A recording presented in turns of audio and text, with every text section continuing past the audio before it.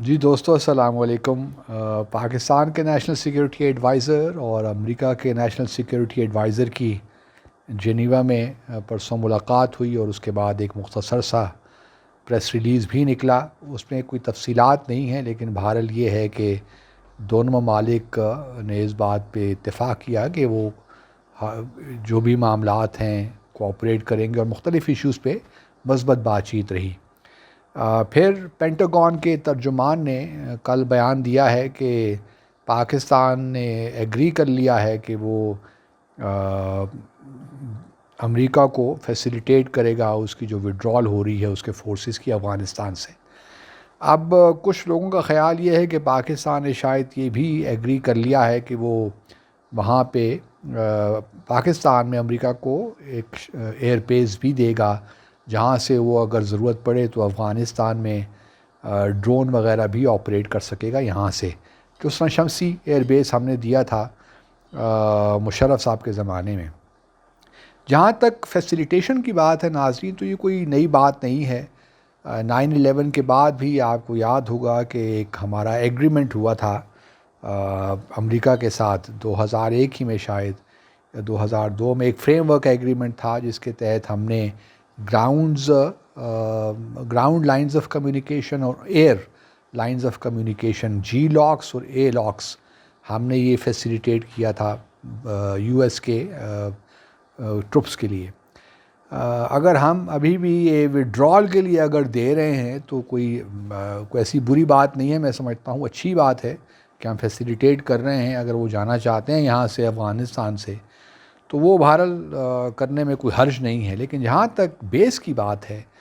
وہ میں سمجھتا ہوں کہ ہمیں تھوڑا سا احتیاط سے کام لینا پڑے گا،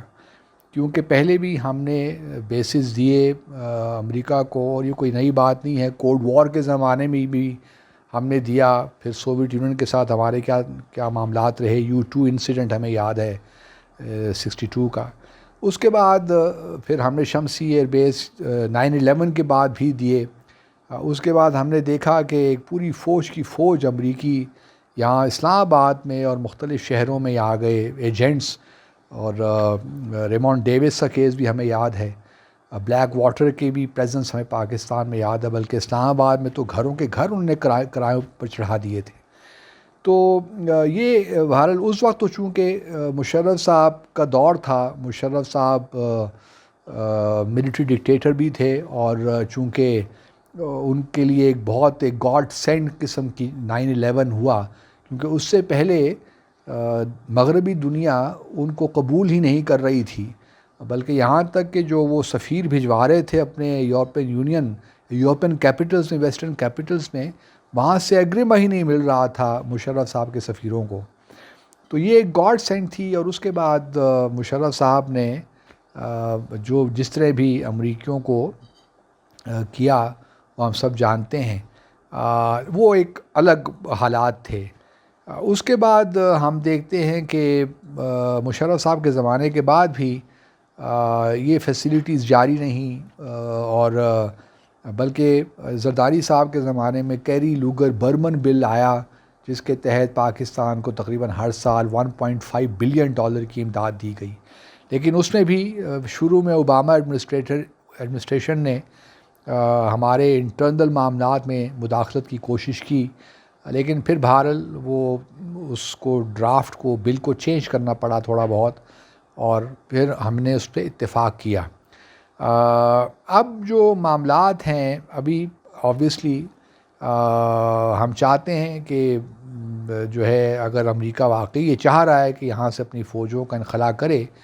اور پاکستان اس کو فیسیلیٹیٹ کر سکتا ہے، تو اس میں ذاتی طور پہ سمجھتا ہوں کوئی حرج نہیں ہے، لیکن یہ بات بالکل واضح رہنی چاہیے کہ ٹرمز اینڈ کنڈیشنز کیا ہیں۔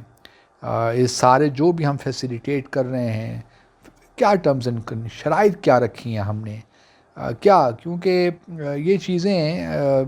پبلک میں آنی چاہیے اور عوام کو کانفیڈنس میں لینا چاہیے۔ اور اگر ہم نے اس بات پہ بھی اتفاق کیا ہے کہ ہم ایئر بیس بھی دیں گے، یہ پھر ایک بڑی سیریس بات ہے، کیونکہ اس سے صرف یہ ہے کہ ہمیں اپنا پہلے جو ہوا وہ بھی یاد آ جاتا ہے، اور پھر جو آج کل کے ڈائنامکس ہیں وہ بھی ہمیں سامنے رکھنے چاہیے۔ خاص طور پہ ہم جانتے ہیں کہ امریکہ کو سی پیک جو ہے وہ کھٹکتا ہے. ہم یہ بھی جانتے ہیں کہ وہ کسی طور بھی امریکہ خوش نہیں ہے ہمارے جو تعلقات ہیں اسٹریٹجک ریلیشنز چائنا کے ساتھ. تو یہ جو چیزیں ہیں ان کے بارے میں ہمیں تھوڑا بہت احتیاط سے کام لینا پڑے گا. مجھے اس بات کا پورا احساس ہے اور میں پہلے بھی کئی بار کہہ چکا ہوں کہ اس وقت جو ہمارا ڈیسیشن میکنگ پروسیس ہے اس میں بہت سے ایسے لوگ ہیں جو ایسی وائسز ہیں جو کہ بہت پرو ویسٹ ہیں اور ویزیبلی پرو ویسٹ ہیں. اور یہ بات جو ہے اور وہ اپنے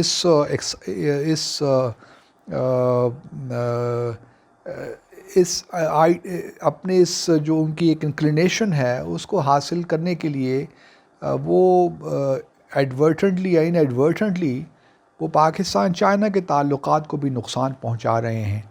اور یہ بڑی میں سمجھتا ہوں کہ بڑی اہم بات ہے, اہم نقطہ ہے جو ہم نے اپنے سامنے رکھنا ہوگا. اور بلکہ میں تو یہاں تک بھی کہتا ہوں کہ فارن پالیسی ایشوز پہ اور سیکیورٹی ایشوز میں ہمیں وہ لوگوں کو نہیں رکھنا چاہیے جن کی انکلینیشنز ہمیں معلوم ہوں, جن کی پروکلیوٹیز ہمیں معلوم ہوں کہ ان کے رجحانات کہاں پہ ہیں.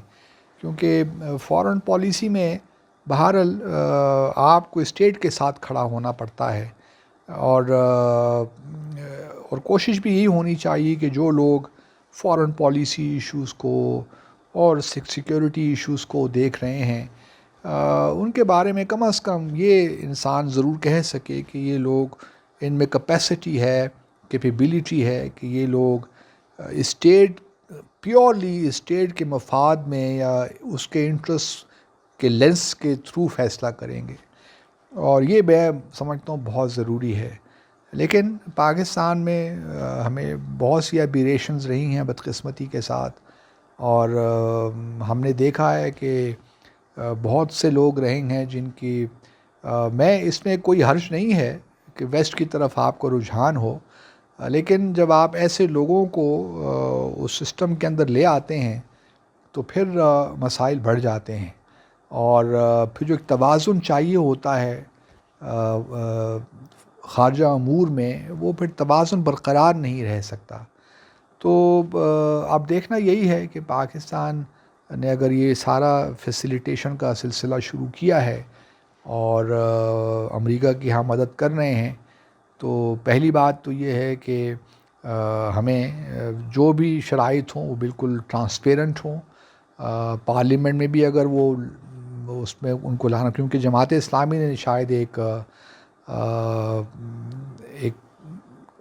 ڈیمانڈ کی ہے کہ اس کو پارلیمنٹ میں لایا جائے, اور اب دیکھتے ہیں کہ حکومت اس کو پارلیمنٹ میں لاتی ہے کہ نہیں لاتی, کیونکہ بہرحال وہ ان کا استحقاق ہے کہ وہ کس حد تک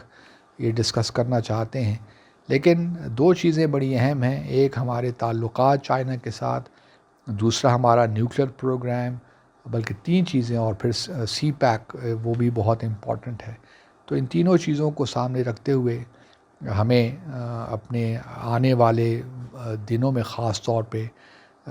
صحیح فیصلے کرنے چاہیے, اور کوئی ایسا اقدام نہیں اٹھانا چاہیے جو ہمیں ہمارے لیے اگلے آنے والے وقتوں میں ہمارے لیے مشکلات پیدا کرے. آپ سب کا بہت بہت شکریہ.